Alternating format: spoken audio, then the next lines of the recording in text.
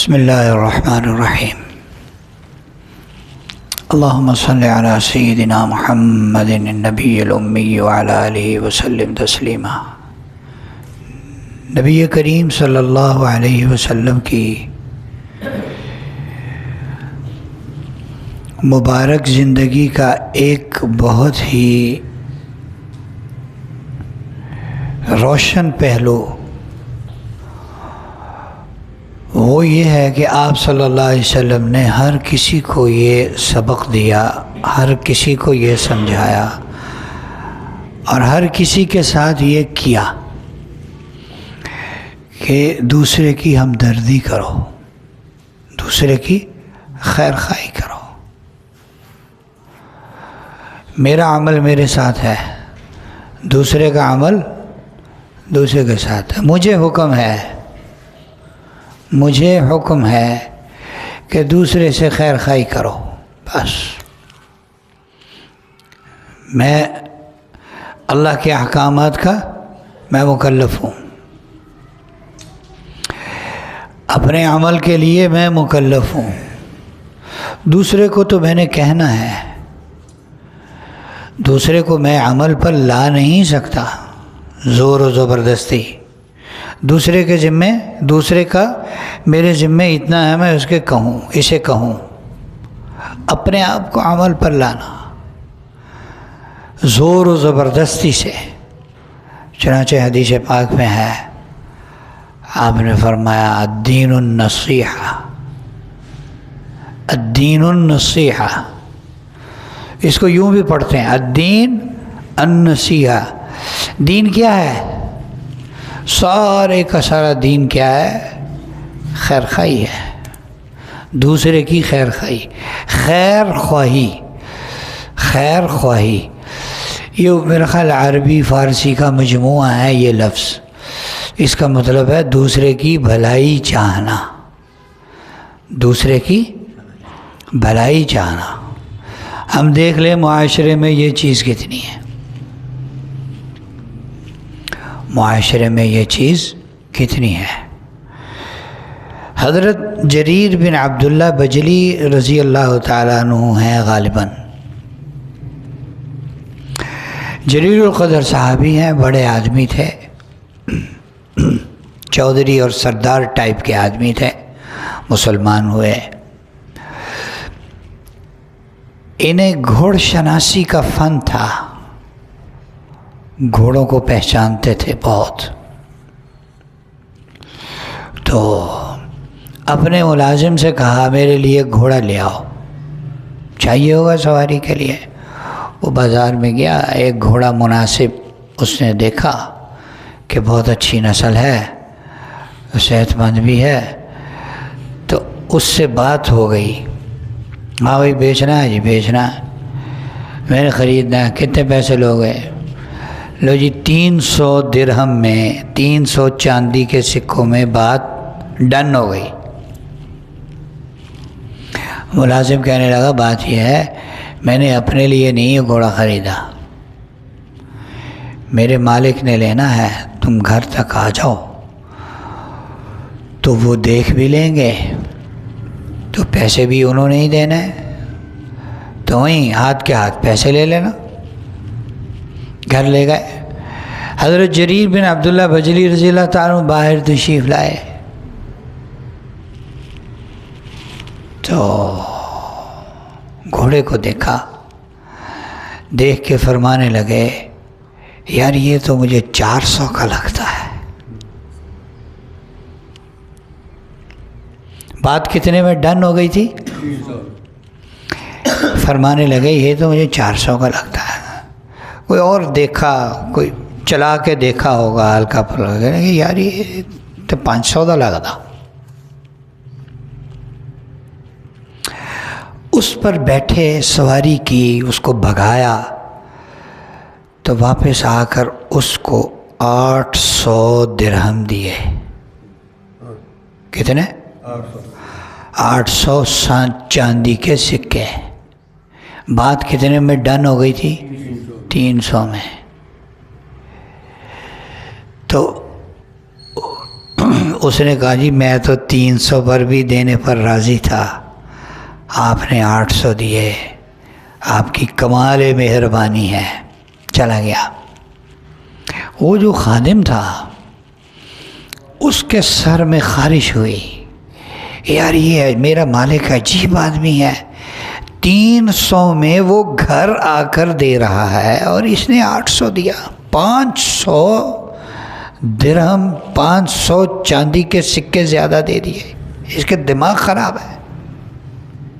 اسے پوچھا آپ نے ایسے کیوں کیا؟ 300 میں وہ گھر آ کر دے رہا تھا، آپ نے 500 زیادہ کیوں دیے؟ ہماری بھی عقل میں نہیں آتا نا، کیونکہ ہم عامر ہی نہیں ہیں، ہمیں پتہ ہی نہیں ہے کہ یہ بھی کوئی چیز ہے۔ فرمانے لگے گھوڑا 300 کا نہیں تھا، اس وقت میرے سے زیادہ گھوڑوں کی پہچان رکھنے والا کوئی نہیں ہے، گھوڑا 800 کا ہی تھا۔ اس کا گھوڑا دیکھ کے ریٹ سن کے میں سمجھ گیا کہ یہ کوئی مجبور آدمی ہے، اور میں نے جب اسلام قبول کیا تھا میں نے آپ صلی اللہ علیہ وسلم کے ہاتھ میں ہاتھ دے کر یہ عہد کیا تھا کہ میں کسی کی بدخواہی نہیں کروں گا، خیر خواہی کروں گا، تو میں 800 درہم کا گھوڑا 300 میں لے لیتا، مجبور کی مجبوری سے فائدہ اٹھا لیتا۔ بتاؤ یہ وعدے کی خلاف ورزی نہ ہوتی، بیعت کی خلاف ورزی نہ ہوتی، میرے نبی کے ارشاد کی خلاف ورزی نہ ہوتی۔ تبلیغ کی جو محنت ہے نا، تبلیغ دعوت کی محنت ہے، وہ دعوت کی محنت کے جو بزرگ ہیں نا، وہ چھوٹے سے جملے میں بڑی بات سمجھا دیتے ہیں۔ ایک بات کہا کرتے ہیں ہمارے بڑے، حال کا امر پہچانو۔ کیوں جی پراج صاحب ایسے ہی ہے؟ حال کا امر پہچانو۔ اب کیا حکم ہے؟ اب کیا حکم ہے؟ عبداللہ بن مبارک رحمۃ اللہ علیہ حج کے لیے تشریف لے جا رہے تھے، خادم ساتھ تھا، ایک خادم کہہ لیں، اکاؤنٹنٹ کہہ لیں، منشی کہہ لیں، خزانچی کہہ لیں، بہرحال وہ خادم تھا، اس کے پاس پیسے ویسے بھی تھے، سارا کچھ تھا، سامان سفر۔ ایک جگہ سے گزر رہے تھے تو دیکھا کہ کچرے کا ڈھیر ہے، کچرا کنڈی ہے، اس پر ایک بچہ اور بچی ہے، اور وہ جیسے کوئی آدمی نامناسب کام کرنے سے پہلے دائیں بائیں دیکھتا ہے، کوئی دیکھ تو نہیں رہا، اس بچی نے ایسے دیکھا اور نیچے سے کوئی چیز اٹھائی اور ادھر چھپائی اور جانے لگی۔ عبداللہ بن مبارک لپ کے اس کے پیچھے، اس کو آواز دی، چھوٹی بچی کو، فرمایا تم نے نیچے سے کیا اٹھایا، ادھر کیا چھپایا بغل میں؟ تو وہ چپ کر گئی۔ انہوں نے پھر پوچھا، پھر چپ رہی، پھر پوچھا تو وہ رونے لگی اور زار و قطار روئی۔ تو خیر انہوں نے پوچھا بیٹے بتاؤ مجھے کیا بات ہے؟ کہنے لگی ہمارے ماں باپ نہیں ہیں۔ یہ عبداللہ بن مبارک کہاں جا رہے ہیں؟ حج کے لیے، حج کے لیے جا رہے ہیں۔ اس بچی نے کہا ہمارے ماں باپ نہیں ہیں، دونوں کا انتقال ہو چکا ہے، اور میں اور میرا چھوٹا بھائی، ہمارے کسی رشتہ دار نے، ہمارے کسی عزیز نے، ہمارے کسی پڑوسی نے، کسی مسلمان نے ہمارا خیال نہیں رکھا، ہم دونوں کمائی کرنے کے بھی قابل نہیں ہیں، مزدوری کے بھی قابل نہیں ہیں۔ اب 3 دن کا ہم دونوں بہن بھائیوں کو فاقہ ہے، اب موقع یہ آ چکا ہے کہ ہمارے لیے جو چیز حرام ہے وہ بقدر ضرورت زندہ رہنے کے لیے حلال ہو چکی ہے۔ تو یہ مردہ چڑیا ہے جو میں نے یہاں سے اٹھائی ہے تاکہ میں اسے پکاؤں اور خود بھی کھاؤں، اپنے بھائی کو بھی کھلاؤں۔ پہلے وہ بچی روئی، پھر مبارک روئے، اور زاروں قطار روئے۔ وہ خادم سے پوچھا تمہارے پاس کتنے پیسے ہیں؟ اس نے کہا جی اتنے 1000 دینار ہیں۔ کہا ہمارے گھر واپسی تک ہمیں کھلے ڈلے کتنے پیسے کافی ہوں گے؟ اس نے کہا جی 60 دینار یا 60 درہم۔ انہوں نے کہا بس یہ رکھ لو، باقی سارے ان کو دے دو، ہمارا اس دفعہ کا حج یہی ہے۔ یہ ہوتی ہے بھائی خیر خواہی، یہ ہوتی ہے خیر خواہی۔ 2 آدمیوں میں لین دین ہوا، یہ تاریخ میں قصہ لکھا ہوا ہے۔ 2 آدمیوں میں ایک زمین کا لین دین ہوا، انہوں نے ایک رقبہ بیچا، ایک نے خریدا۔ خریدنے والے نے بیچنے والے کو پیسے دیے، وہ چلا گیا، اس نے زمین پر قبضہ کر لیا اور جناب اپنا کام شام شروع کیا۔ ہل چلانا شروع کیا تو ہل چلاتے چلاتے ایک دیگ نکلی جس میں سونا تھا، ہیرے جواہرات تھے۔ اب ہمارے دور کا ہوتا تو ہم سب کو پتہ ہے، مجھے بھی پتہ ہے میں نے کیا کرنا تھا، آپ کو بھی پتہ ہے کہ ہم سب نے کیا کرنا تھا۔ لو جب میں نے زمین خرید لی تو دیگ بھی میری ہوئی۔ اس نے کہا نہیں، میں نے زمین خریدی ہے، یہ دیگ نہیں خریدی، اس میں تو سونا بھرا ہوا ہے، اس میں تو ہیرے جواہرات ہیں، یہ تو نہیں میں نے خریدے تھے۔ وہ چلا گیا بیچنے والے کے پاس کہ بھائی صاحب یہ زمین خریدی تھی میں نے، تو ہل چلایا تو اس میں سے یہ نکلا ہے، کھدائی کے دوران یہ نکلا ہے، یہ میرا نہیں ہے، میں نے اس کی قیمت نہیں دی، یہ آپ کا ہے۔ اس نے کہا بھائی دیکھو میں نے زمین بیچ دی، تحت الثری تک جو ہے تیرا ہے، مجھے اس سے کوئی غرض نہیں ہے۔ زمین کے نیچے سے مٹی نکلے، زمین کے نیچے سے لوہا نکلے، تیل نکلے، گیس نکلے، ہیرے جواہرات نکلے، سب کچھ کیا ہے؟ تیرا ہے۔ وہ کہے میں نے اس کے پیسے نہیں دیے، میں کیسے لے لوں؟ وہ کہے میں نے بیچ دیا سب کچھ، جو کچھ تھا، میں نہیں لوں گا واپس۔ دونوں جھگڑ رہے۔ یہ وہ زمانہ تھا جب مسلمانوں کے دل میں اسلام تھا، خدا کا خوف تھا، ہر مسلمان کی خیر خواہی تھی دل میں، یہ وہ وقت تھا۔ تو دونوں کا فیصلہ قاضی کے پاس چلا گیا عدالت میں۔ عدالت بھی آج کل کی نہیں تھی،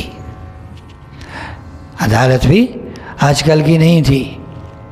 ہاں تو وہ قاضی نے دونوں کے بیانات سنے۔ اس نے کہا اچھا یہ بتاؤ تمہارے کتنے بچے ہیں؟ اس نے کہا جی میرے اتنے بچے ہیں۔ بیٹا بھی ہے؟ کہا ہے۔ دوسرے سے پوچھا ہاں بھائی تمہارے کتنے بچے ہیں؟ وہ اتنے بچے ہیں۔ کوئی بیٹی بھی ہے؟ ہاں جی ہے۔ کیا خیال ہے دونوں کا نکاح پڑھا دیں؟ کہا پڑھا دیں۔ دونوں کا نکاح پڑھا دیا اور کہا یہ جو دیگ ہے ان دونوں کو دے دو، یہ جو سونے کی ہیرے جواہرات کی بھری دیگ ہے یہ ان دونوں کو دے دو۔ چلو تو بھائی قصہ مختصر یہ کہ ہر اعتبار سے ہمیں دوسرے کی خیر خواہی کرنی چاہیے، سوچنی چاہیے۔ ہم جب دوسرے کی خیر خواہی کریں گے تو ہمیں بدلہ کون دیں گے؟ اللہ۔ دوسرا کیا کرتا ہے اسے چھوڑیں یار، یہ میٹر نہیں کرتا، یہ ہمارا کام نہیں ہے۔ دوسرا کیا کرتا ہے، ہمارے ذمے کیا ہے؟ آج کل تو ہماری اللہ معاف کر دے، ہماری طبیعتیں ایسے خسیس ہو گئیں، ایسی نیچ ہو گئیں کہ ہم کسی کی شادی میں جائیں نا تو 5000 ہدیاں دیں، تو ہم اپنی شادی پر انتظار میں ہوتے ہیں کہ اس کو بھی کارڈ دینا ہے، 5000 دیتا سی انو۔ ہاں اب انتظار میں ہوتے ہیں کہ لفافہ لے کے آؤں کہ نہیں آؤں۔ تو یہ محبتیں تو نہ ہوئیں، یہ تو کیا ہوا؟ کاروبار ہوا۔ جب رشتوں میں بھی کاروبار شروع ہو جائے پھر رشتے کہاں ہیں؟ رشتے کہاں؟ نیکی کر دریا میں ڈال، بھول جاؤ۔ سیانے کہتے ہیں دے کے بھول جاؤ لے کے کبھی نہ بھولو. دونوں کو الگ الگ، دو آدمی معاملہ کر رہے ہیں نا، دونوں کو الگ الگ احکامات ہیں. دینے والے کو حکم ہے دے کے بھول جاؤ، لینے والے کو حکم یہ ہے کہ بھولنا نہیں. تم نے، تمہارے اوپر اس نے احسان کیا، تم نے احسان کا بدلہ اچھے طریقے سے دینا. دونوں کو الگ الگ حکم ہے. ہاں، تو جب ہر آدمی اپنے حصے کے حکم کو پورا کرے گا تو پورا دین زندہ ہوگا انشاءاللہ، اور اچھے اقدار، اچھی اخلاقیات، اچھا معاشرہ ترتیب پائے گا، اچھا معاشرہ زندہ ہوگا. اللہ پاک ہمیں ان باتوں پر عمل کی توفیق عطا فرمائے. ہماری اس مجلس کا ایک عمل مراقبہ ہوتا ہے. مراقبہ دل کے ذکر کا نام ہے، خاموش ذکر. سارا جسم ساکت و جامد ہو، صرف دل ہل رہا ہو، اور دل آدمی یہ سوچ رہا ہو کہ اللہ کی رحمت آ رہی ہے، میرے دل میں سما رہی، اور میرا دل کہہ رہا ہے اللہ اللہ اللہ. تھوڑی دیر کے لیے سر جھکا لیں، اللہ کی طرف متوجہ ہو جائیں.